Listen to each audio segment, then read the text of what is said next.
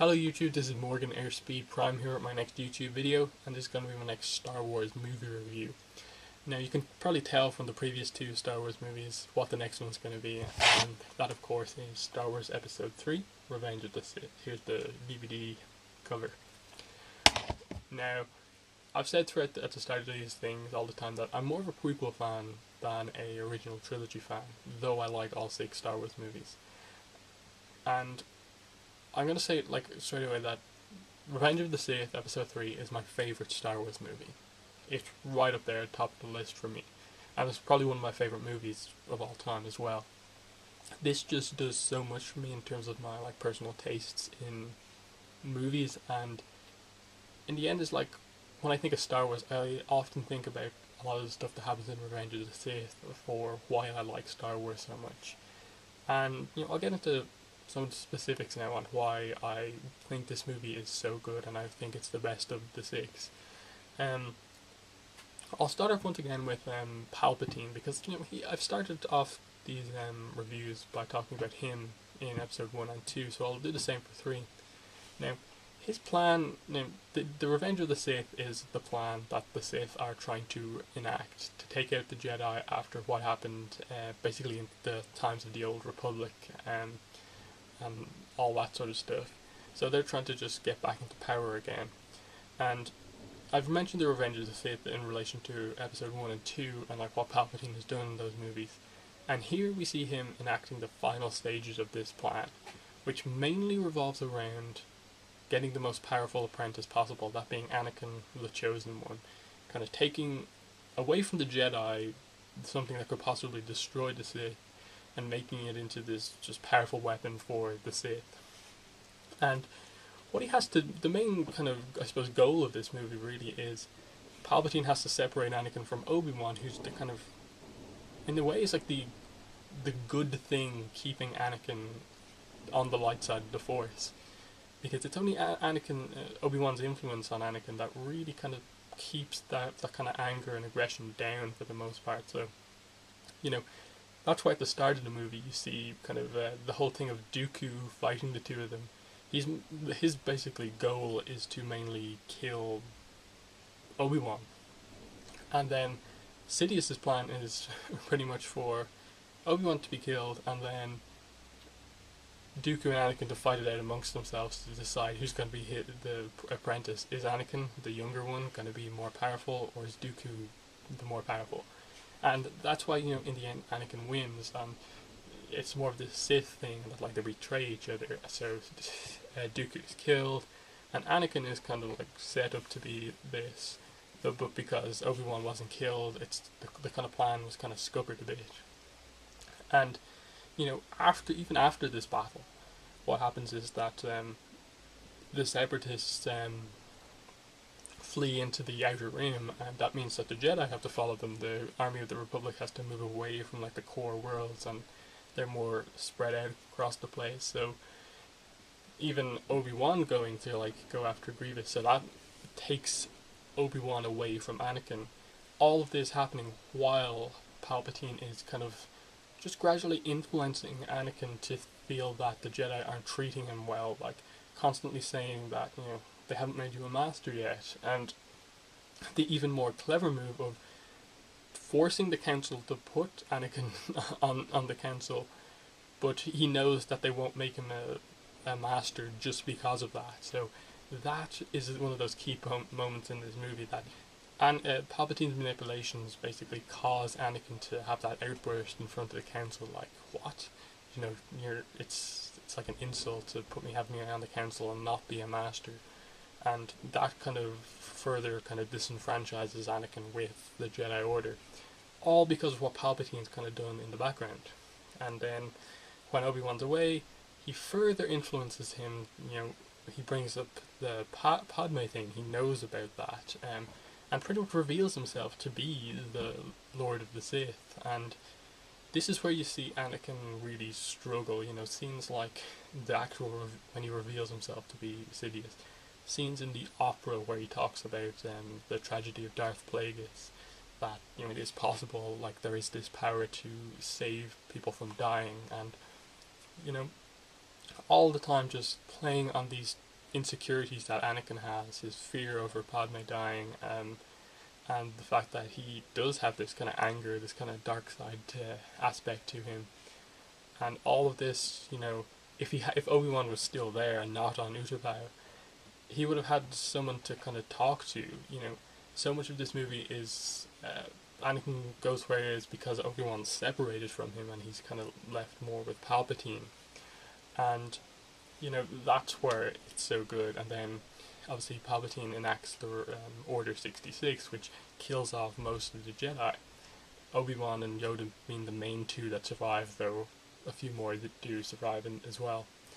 And he then uses this to basically put it in play that the Jedi had taken over the army, they were kind of causing the war, and he could just go from there.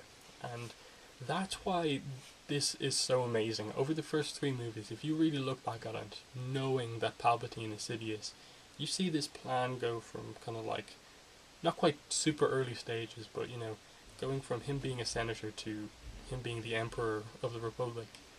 It's this incredible plan that just works so well. And especially in this movie, his gradual luring of Anakin over to the dark side is just, it's done really well. And moving kind of away from Palpatine, I'll come back to him with regards to the fight with Yoda later on, but moving into Anakin and like him in this movie, he is the main character of this movie and is the main character of the prequel trilogy basically, because he's just so important, and he's chosen one. This is the story of the chosen one and like his fall. But a lot of people criticize Hayden Christensen, the actor who plays Anakin, for his performance in this movie. Like, he's very whiny and stuff like that. But when you actually like look at the character of Anakin, like, and what he goes through in this movie, I actually think Hayden Christensen puts on a really good performance in this movie, because the way he's meant to feel is just really complex. In that the war has basically taken so much away from him. Like, it's taken most of his humor away. It's taken away a lot of his friends, or the Jedi have been killed, that sort of thing. And he's just really kind of like in this war thing. He's become this warrior almost instead of a Jedi, because for so much of his time as a Jedi, he's known nothing but the war and stuff like that. And being a Jedi who was married for a lot of his life,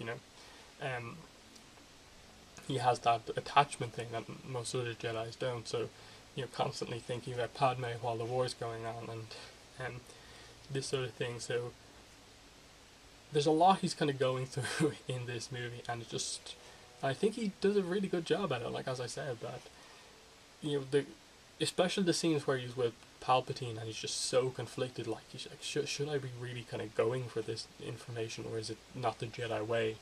Which is a good scene in itself. That one where he says, "But that's not the Jedi way," and Palpatine kind of telling him to use his anger, aggression, that sort of thing. So I love Anakin in this movie. And then ultimately what happens is he goes to the dark side, and the whole thing of the conflict between Mace Windu and Anakin kind of coming to a close here, and that Mace Windu was the one who was so against Anakin becoming a Jedi. And he gives him the chance, like, if what you tell me is true, you will have earned my trust. But he's going to kill Palpatine, basically. And then, Anakin's there, Mace Windu is asking Anakin for his help, and you kind of knew what was going to happen the second Mace Windu asked for Anakin's help, because he's done nothing to Mace Windu's pretty much done nothing to deserve it, in a way. So in that way you kind of understand why he sides with Palpatine, but understand that was the kind of worst decision in the grand scheme of the galaxy you could make at that time. But because of his love for Padme, you understand why he did it, and all of this stuff just works so well for me. And then to show how kind of dark he's gotten, they show the massacre at the Jedi Temple, and then him killing the Separatist Council, which is probably where Obi-Wan kind of comes into things, kind of getting onto that side of the story. We see Obi-Wan kind of at his best in this movie. He's like pretty much at his most powerful in this movie. Obviously he did pretty well in the fight with Dooku, but really against Grievous showed just how good of a Jedi he is. Pretty much alone took out Grievous. Had to use a blaster, but it kind of worked as this kind of humorous end to that huge conflict that had developed over the Clone Wars. But the real thing, I suppose, would be how concerned Obi-Wan is for Anakin throughout this movie. As I said, a lot of why Anakin turns to the dark side is because Obi-Wan kind of can't get in touch with Anakin while he's kind of talking to Palpatine, and so he doesn't have that much of a chance to kind of further influence Anakin, talk to Anakin about what Palpatine said and that sort of thing. So, when he sees the recordings of what happens at the Jedi Temple, he's just absolutely, shocked at what happens, and he wants to be the one to go face Palpatine as opposed to facing Anakin, but that's what needs to happen. And that's where the Battle of Heroes happens. That's the title of the music that plays during that big fight, and it's absolutely perfect for describing what happens here.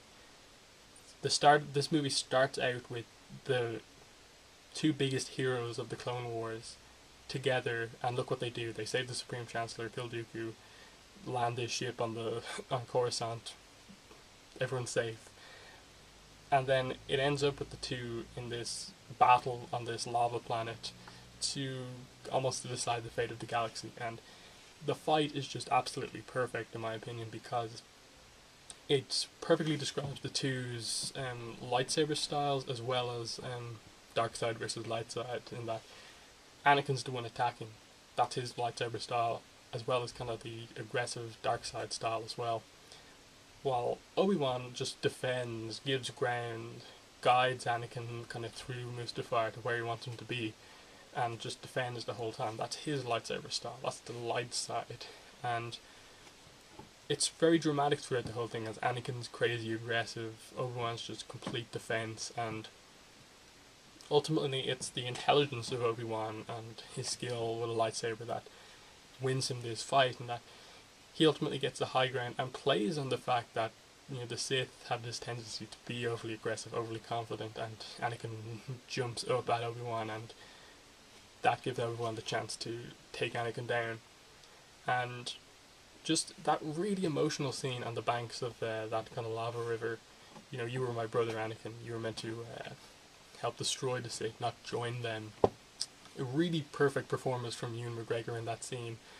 Takes Anakin's lightsaber and just leaves him there. He doesn't stay to make sure Anakin's dead. He just assumes it's going to happen and leaves. He can't watch kind of his brother kind of go through this. And then the movie ends, very much a setup for what happens in episode 4, and it's really well done. Padme dies in childbirth. You see Bail Organa take Leia. We see Obi-Wan leave Luke in with the Lars, and it's just this really good moment as the kids are born as Darth Vader is born. The guy in the suit is born from this hero, and it just works really well as, just the contrast. I believe the way they promoted Revenge of the Sith was they had this kind of dual image of one of pretty much one of young Anakin Skywalker image next to kind of cross image between Hayden Christensen in episode 3 and Darth Vader, just to show where this boy comes from, this 8-year-old kid who's this prodigy to Dark Lord of the Sith. And in that way, these opening 3 prequel movies just work so well for me. Does this movie do anything wrong? Perhaps once again the novelization of Revenge of the Sith is a bit better than the movie in that, but it's not as bad as maybe the novelizations for episode 1 or 2, because those had extra scenes in them that just plain weren't in the movies, that kind of needed to be in there. With Revenge of the Sith, that doesn't really happen as much. The main thing that I think the book of Revenge of the Sith adds is that it has that narration to it. A lot of the chapters open up with, this is Obi-Wan Kenobi, this is Anakin Skywalker, and in this moment, this is how he feels. And that gives you such a good insight into it, and that's the thing, Anakin, I think that's maybe one of the reasons why people kind of criticize Hayden Christensen for his performance, because there's no narrator to kind of tell you exactly how Anakin feels. You can take a lot out of the movie, but the book just presents it in such a way where you completely understand what he's going through. I think it's the analogy of using a kind of dragon contained within Anakin as kind of like the dark side within him that they use in the book. Something along those lines, kind of getting a bit more into Anakin's head, would have maybe worked to kind of present what he's going through in this movie a bit better.